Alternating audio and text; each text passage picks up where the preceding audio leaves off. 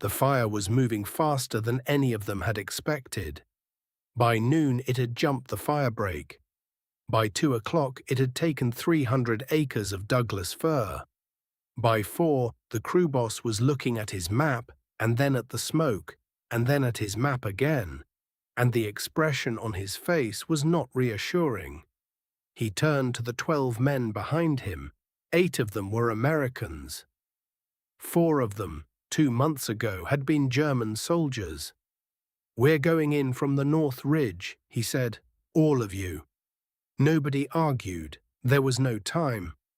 It is the summer of 1945, and the forests of western Oregon are burning. They burn every summer, these forests, the Douglas fir and ponderosa pine that cover the Cascades in a green so dense it looks almost black from the air. Lightning starts most of them. Drought feeds them. Wind drives them across ridge lines and down into valleys at speeds that make a man on foot feel very small. The U.S. Forest Service has been fighting these fires since 1905.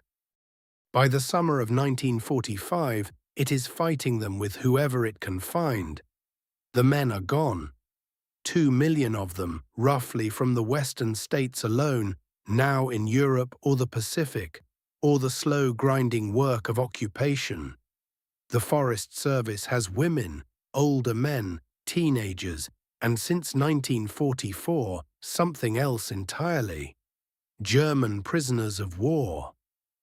The camp outside the town of Medford, in the Rogue River Valley of southern Oregon, held approximately 300 German prisoners in the summer of 1945.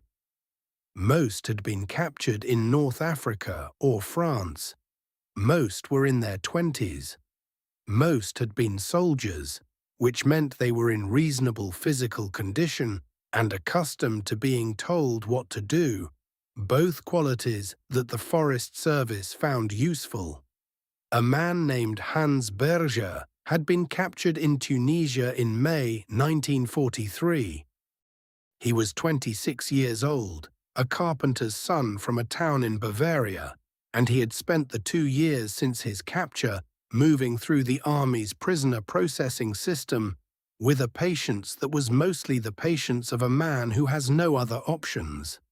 He had been assigned to fire duty in the spring of 1945 after a Forest Service supervisor named Roy Decker had visited the camp looking for volunteers for the upcoming fire season. Decker had explained, through a camp interpreter, what the work involved. He had been honest about it. The work was hard. The hours were long. The pay was the same 80 cents a day the prisoners received for other work. The fires were dangerous. He had asked for volunteers. 43 men raised their hands. Hans was one of them. He raised his hand for reasons he would have found difficult to explain precisely. Partly it was simply the prospect of leaving the camp, which was not cruel but was relentlessly monotonous. The same faces in the same spaces, doing the same things in the same sequence day after day. Partly it was the physical appeal of outdoor work, of using his body for something other than the camp's small maintenance tasks. But partly, and this was the part he did not articulate even to himself, it was something about the word Decker had used when he explained what they would be doing. The word was protecting, not building something for the army, not supporting the war effort in any direction. Protecting forests. It was the first time in 4 years that Hans had been asked to do something that was simply and unambiguously good, without any other layer beneath it. He raised his hand. Roy Decker was 44 years old, a third-generation Oregonian who had been with the Forest Service for 19 years, and who had the particular physical quality of men who spend most of their lives outdoors, weathered, lean, unhurried in his movements, with a stillness, That suggested someone who has spent a great deal of time watching things that move faster than he does. He had a son in the Pacific. He had not heard from him in 6 weeks. He looked at the 43 raised hands in the camp gymnasium and felt something he did not have a precise word for. He had expected maybe 10 volunteers. He had prepared arguments for reluctant men. Instead, he was looking at 43 German soldiers who wanted to come and fight fires in his forests. He selected 12. He tried to pick the ones who looked like they could handle the terrain. Hans was one of them. The training took 3 days. Decker ran it himself, with the camp interpreter translating his instructions into German. He covered fire behavior, how wind and slope and fuel interact, how a fire that looks contained can change character in minutes, where to look for escape routes, what the warning signs were before a fire runs. He was thorough. He was not certain afterward how much had been understood. Fire behavior is complicated enough in your own language. On the 4th day, they drove out to a controlled burn site, and the 12 men practiced with hand tools, Pulaskis and McLeod rakes and brush hooks, cutting line in actual smoke, in actual heat, with actual fire on one side of them and the cleared ground they were making on the other. Hans had not known what a Pulaski was 4 days earlier. By the end of that afternoon, he could swing one for 3 hours without stopping, which Decker noted approvingly and said nothing about. He was not a man who gave compliments easily. But he watched. What he saw over those 4 days was not what he had expected. He had expected the prisoners to work adequately, because that was what the reports from other districts described: adequate, cooperative, unremarkable. What he saw instead was something more specific. These men worked with the focused attention of people who understood that the task had real stakes. They asked questions, through the interpreter, that were not the questions of men going through motions. They wanted to know how a fire behaved in different wind conditions. They wanted to understand the logic of where to cut line, not just how. One of them, Hans, picked up the Pulaski on the first afternoon and spent 15 minutes experimenting with his grip, before settling on one that Decker recognized as more efficient than the grip most Americans used naturally. He filed this away. He said nothing. He watched. The first real fire of the season came in late June.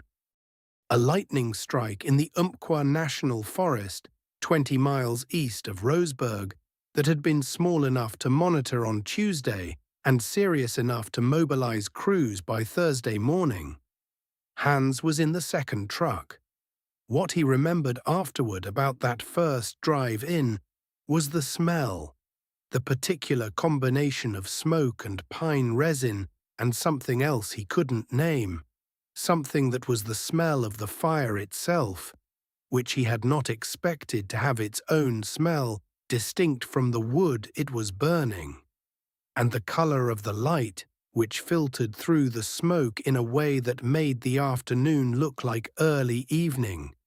Everything slightly amber, slightly unreal. The crew boss on this fire was a man named Bill Garrett, a 22-year-old from Grants Pass who had been deemed essential to the fire service and kept out of the draft. He had been fighting fires since he was 16. He was not certain about working with German prisoners and had said so to Decker, who had told him that the trees did not care who was cutting line around them and that the men would do their jobs. Garrett had said nothing further. He watched. What Garrett watched over the following 10 hours was 12 German soldiers cutting firebreak with the focused efficiency of men who have been trained to follow orders in difficult conditions. This was not surprising. What was surprising was something else. It was the way Hans, toward the end of the third hour, without being asked or instructed, noticed that the man working beside him, an American volunteer named Pete, who was 41 and not in the physical condition the work required, was slowing down in a way that was going to become a problem. Hans did not say anything. He simply adjusted his own position in the line gradually so that he was covering slightly more ground, taking a slightly longer section of the break without making it obvious. Pete noticed. He looked at Hans. Hans looked at the fire. Pete kept working. At the lunch break, Garrett sat beside Hans with 2 sandwiches and offered him one. Hans took it. They ate without speaking, watching the smoke. After a while, Garrett said, "You did good work this morning." Hans understood enough English by now to follow this. He nodded once. Garrett ate the rest of his sandwich. Then he said, in a tone that was not unfriendly, "My brother's in Germany right now, Army of Occupation." Hans was quiet for a moment. "My brother is in Cologne," he said. His English was careful, the words chosen one at a time. "I do not know." He stopped. "I have not heard since March." Garrett looked at him. "Me neither," he said. 6 weeks. They sat with this for a moment, 2 men on a hillside in Oregon, eating sandwiches in the smoke of a fire that neither of them had started. Then Garrett stood up. "Back to it," he said. "Yes," Hans said. "The fire that nearly killed both of them happened in August. It was a different fire, in a different forest, on a day when the wind shifted without warning at 2 in the afternoon, and the blaze that had been moving steadily northeast turned and came south faster than anyone on the ridge had calculated. Garrett was the first to see it. He shouted. The crew ran. The escape route they had identified that morning was a fire break cut the previous season, running east along a ridgeline to a cleared area large enough to deploy fire shelters. It was 600 yards away. In normal conditions, a healthy man could cover it in 4 minutes. The conditions were not normal. The smoke was thick. The footing on the ridgeline was loose shale. The fire was moving behind them at a speed that made the 4-minute calculation optimistic.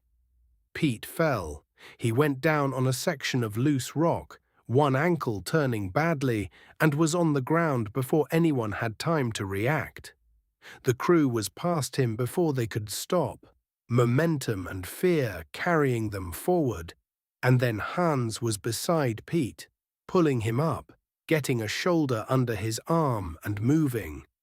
They made it to the cleared area 40 seconds before the fire reached the ridgeline behind them. Garrett counted heads. He counted them twice. Everyone was there. He looked at Hans, who was sitting on the ground with his hands on his knees, breathing hard, with Pete beside him doing the same. Garrett opened his mouth. He closed it.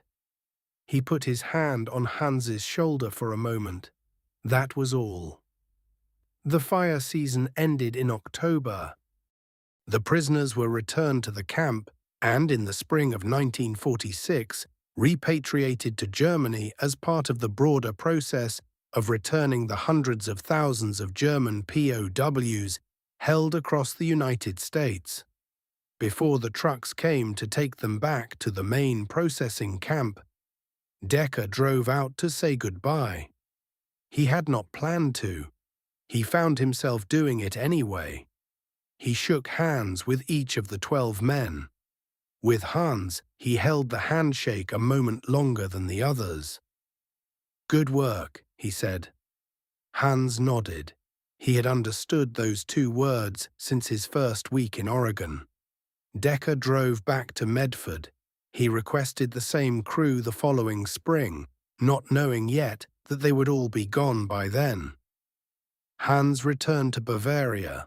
His brother was alive, found eventually through Red Cross channels, living in what would become West Germany. His father's carpentry workshop had survived the war largely intact. Hans went back to work there. He did not talk much about Oregon. Not because the memories were bad, but because they were difficult to explain to people who had not been there. The combination of things he had experienced in those months, the physical work, the smoke, the specific quality of exhaustion at the end of a fire day, Pete's weight on his shoulder on the ridgeline, Garrett's hand, did not translate easily into the language of the world he had come back to. He made furniture, he married, he had children. He was a good craftsman and a patient father, and, by the accounts of people who knew him, a man who was very calm in emergencies. His son, years later, asked him once why he was so calm when things went wrong. A pipe had burst in the workshop, flooding the floor, and Hans had simply looked at it and begun moving things to higher ground, methodically, without rushing, without any particular expression on his face. His son had expected panic, or at least urgency. Hans thought about the question for a moment. "I have been in a fire," he said. "After that, a pipe is just a pipe." His son did not fully understand this. He filed it away. He understood it better, eventually, when he found the piece of Oregon pine on the shelf above the workbench after his father died, and asked his mother what it was, and she said she had never known, only that his father had brought it home from America and kept it all his life, and never explained it to anyone. Roy Decker retired from the Forest Service in 1961. In his retirement, he sometimes talked to school groups about his years fighting fires, and occasionally, when the subject came up, about the German prisoners who had worked his crews in 1944 and 1945. He said they had been good workers. He said the forests had not cared where they were from, and in his experience, neither had the fires. He said that a fire does not ask who you are before it tries to kill you, and a man beside you on a firebreak is just a man beside you on a firebreak, and after a certain number of hours in that situation, the other things fall away. He said this matter-of-factly, without sentiment, the way a man describes something he observed to be true. Bill Garrett stayed with the Forest Service for 30 years. He rose to district supervisor, overseeing operations across a large section of the Cascades.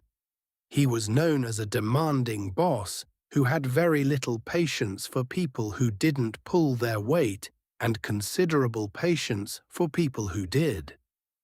He told the story of Hans and the ridgeline once to a young ranger who had asked him what the most important thing was that he had learned in 30 years of firework. Garrett thought about it for a while. "In a fire," he said finally, "you find out pretty quickly who a person is." He paused. "Usually they're better than you expected." The use of German prisoners in the U.S. Forest Service fire program is documented in Forest Service historical records and in the broader scholarship on prisoner of war labor in the United States during World War II. Approximately 400,000 German prisoners were held across the country between 1942 and 1946, working in agriculture, industry, and other sectors, including fire suppression. The program produced, in the margins of its official history, thousands of encounters like the one this story describes, men from opposite sides of a war, thrown together by practical necessity into shared work, shared danger, and the particular intimacy of hard physical labor in difficult conditions. Most of those encounters were never recorded. They happened in smoke and heat and exhaustion, and then the season ended and the men went back to their separate worlds. But some of them left marks that lasted. Hans Berger kept, for the rest of his life, a small piece of Oregon pine that he had cut from a log during the training exercises in the spring of 1945. He kept it in his workshop, on a shelf above his bench. His children assumed it was a sample of wood he was interested in for its grain. He never explained what it was, but he kept it.